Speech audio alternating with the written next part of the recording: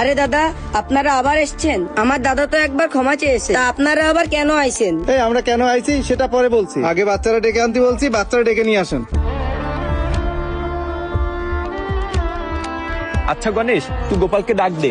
আচ্ছা দাদা, গোপালকে ডাকছি। এ গোপাল, এদিকে আয় তো। আরে আঙ্কেল, আপনারা আবার এসেছেন? আরে বাবা, আমি তোকে নিষেধ করেছিলাম না তুই সবার সাথে মজা করবি না? আমি তো আঙ্কেলদের কাছে ক্ষমা চেয়েছি, এবার তুই ক্ষমা চা।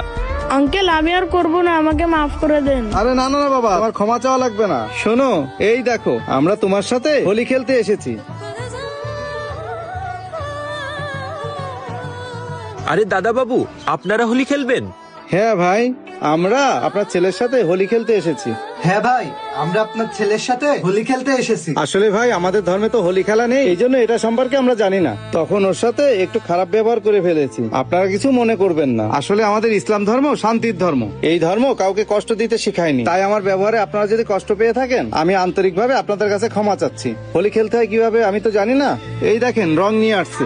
আর আমার ভাইয়ের ব্যবহারে আপনারা যদি কষ্ট পেয়ে থাকেন তাহলে আমাদের ক্ষমা করে দেবেন। আমরা আপনাদের কাছে ক্ষমা চেতে এসেছি। আমরা তো হোলি সম্পর্কে জানি না, হোলি যেহেতু আপনাদের একটা উৎসব, এই দেখেন আমরা আপনাদের জন্য মিষ্টিও এনেছি।